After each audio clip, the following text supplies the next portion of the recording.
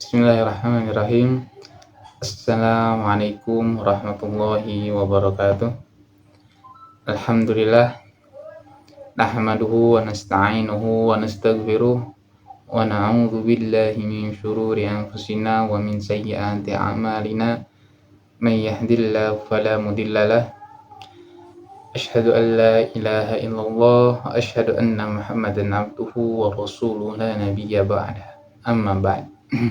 Yang terhormat kepada ibu kita, yakni Ibu Dini Islamiyati MPD, selaku dosen pengampu mata kuliah pendidikan anti korupsi, dan kepada teman-teman yang kami banggakan. Perkenalkan, nama saya Muhammad Arif Mahendra, perwakilan dari kelompok 12, yang insya Allah hari ini akan mempresentasikan sebuah makalah dengan berjudul Model Pembelajaran Mata Kuliah Anti Korupsi. Lanjut saja ke pembahasan. Yang pertama adalah definisi korupsi. Kata korupsi berasal dari bahasa Latin, yakni corruptio, yang kemudian dikenal istilah corruption. Arti kata korupsi secara harfiah adalah kebusukan, kejahatan, ketidakjujuran, dapat disuap, tidak bermoral, penyimpangan dari kesucian. Nah, istilah korupsi yang telah diterima dalam pembendaharaan kata bahasa Indonesia adalah kejahatan, kebusukan, dapat disuap, tidak bermoral, kebejatan, dan ketidakjujuran. Korupsi adalah tindakan penyalahgunaan kekuasaan yang dilakukan oleh individu atau kelompok untuk mendapatkan keuntungan pribadi ataupun juga kelompok. Nah, menurut Undang-Undang Republik Indonesia Nomor 31 tahun 1999 tentang pemberantasan tindak pidana korupsi, tindakan korupsi mencakup suap, penggelapan, penyalahgunaan wewenang, dan nepotisme. Dampak dari korupsi sangatlah luas, mencakup hilangnya kepercayaan publik, meningkatkan ketidakadilan sosial, dan penghambatan pembangunan ekonomi. Selanjutnya, pendidikan anti korupsi. Pendidikan anti korupsi harus dikenalkan kepada anak sejak dini, yakni belajar tentang kehidupan. Artinya, sejak awal, anak mulai dikenalkan dengan nilai-nilai anti korupsi. Penanaman ini yang dilakukan secara konsisten dan berkelanjutan akan menumbuhkan sebuah sikap yang menjadi kepribadian anak. Pada dasarnya, sebuah kepribadian seseorang tidak muncul secara instan, namun melalui sebuah proses. Pendidikan anti korupsi bisa dilaksanakan baik secara formal maupun informal.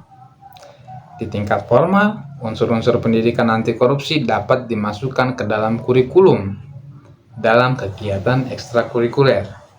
Pendidikan anti korupsi bertujuan untuk membangun kesadaran, pengetahuan, dan sikap positif terhadap integritas di kalangan mahasiswa.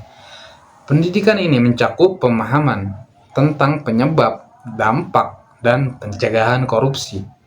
Program pendidikan yang efektif akan membekali mahasiswa dengan keterampilan kritis dan etika yang diperlakukan untuk menanggulangi korupsi di masa depan. Selanjutnya adalah model-model pembelajaran. Yang pertama, model pembelajaran berbasis proyek atau yang kita sebut project based learning. Model ini mengharuskan siswa untuk terlibat dalam proyek nyata yang berkaitan dengan isu korupsi. Proses pembelajaran ini dilakukan melalui penyusunan rencana, pelaksanaan proyek, dan evaluasi hasil. Selanjutnya yang kedua, model pembelajaran konstruktivis. Model ini mengutamakan peran aktif siswa dalam membangun pengetahuan mereka melalui pengalaman, interaksi, dan refleksi. Siswa belajar melalui dialog dan kolaborasi dengan teman sebayanya. Yang ketiga, model pembelajaran kolaboratif. Dalam model ini, siswa harus bekerja dalam kelompok untuk menyelesaikan tugas atau proyek. Kolaborasi ini membantu siswa belajar dari satu sama lain dan mengembangkan keterampilan sosial. Yang keempat adalah model pembelajaran eksperiental. Model ini menekankan pada pembelajaran melalui pengalaman langsung, di mana siswa dapat mengaplikasikan teori dalam situasi nyata.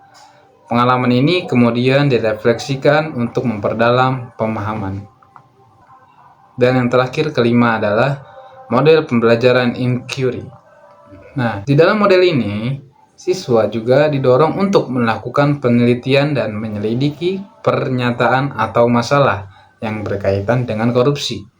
Pendekatan ini menekankan keterampilan analitis dan pemecahan masalah. Baik, itu saja yang saya sudah sampaikan. Materi selanjutnya yang akan dibahas oleh Saudara Ari Lukmanul Hakim. Waktunya dipersilakan. Baik, terima kasih kepada Kang Arif. Saya akan melanjutkan yaitu materi tentang implementasi model pembelajaran. Adapun langkah-langkah pelaksanaan, yang pertama ada pemilihan model. Pemilihan model harus disesuai dengan karakteristik mahasiswa dan tujuannya seperti apa. Misal contoh topiknya memerlukan analisis yang mendalam, model konstruktif atau inquiry dan lebih sesuai. Kemudian ada juga pengembangan kurikulum.